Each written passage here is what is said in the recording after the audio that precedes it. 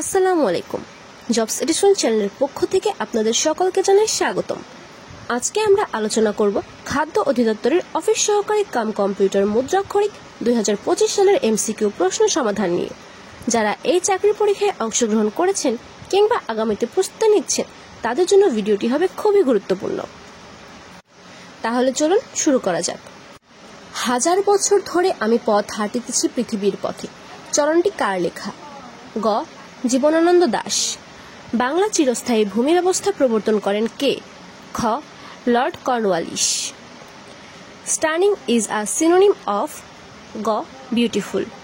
Which word is correctly spelled? খ. Miscellaneous. দুটি সংখ্যার যোগফল 8 ও অনুপাত 3:1 হলে তাদের গুণফল কত? খ. 12।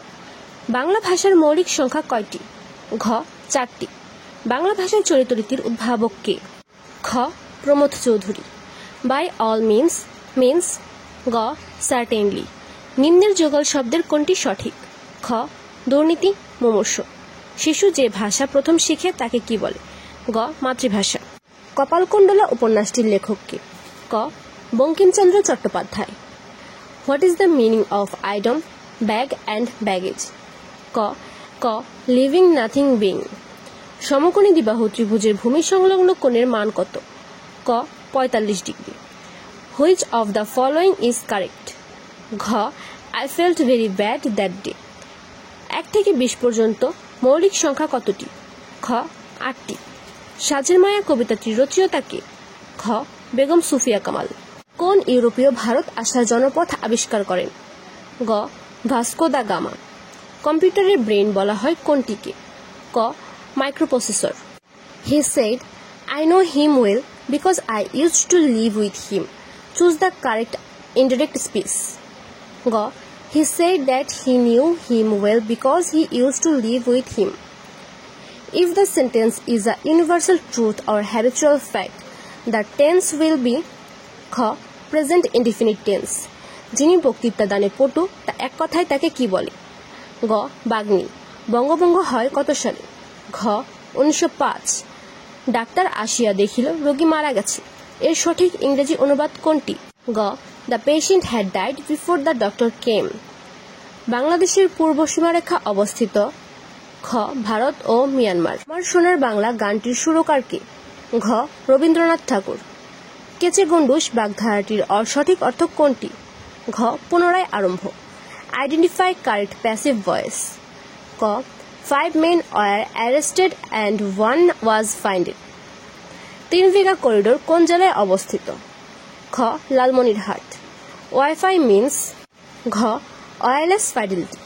শুক্রবার বিদ্যালয় বন্ধ থাকে। বাক্যে বিদ্যালয় শব্দটি কোন কারকে কোন বিভক্তি? খ. কর্মে শূন্য। Which one is the correct sentence? খ. No sooner had we had the noise then we rushed to the spot.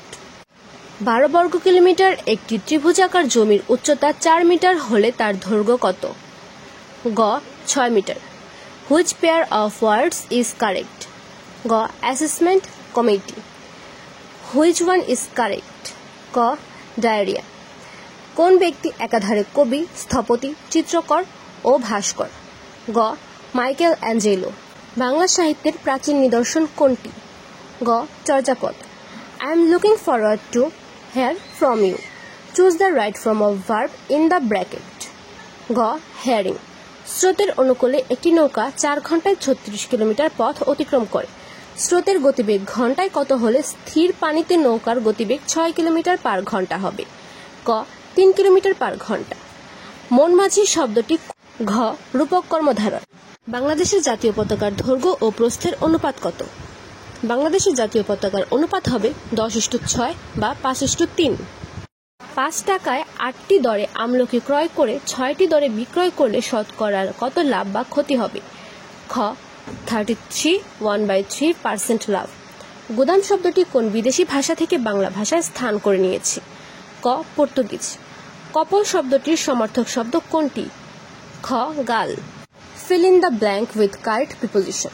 Mr. John gave a talk dash the cause of dengue fever. Go on. 1 হেক্টরে কত acre?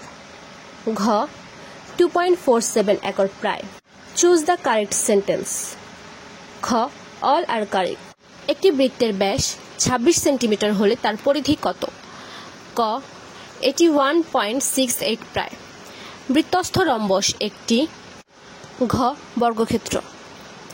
a cube minus b cube is equals to 513 এবং a minus b is equals to 3 হলে ab এর মান কত?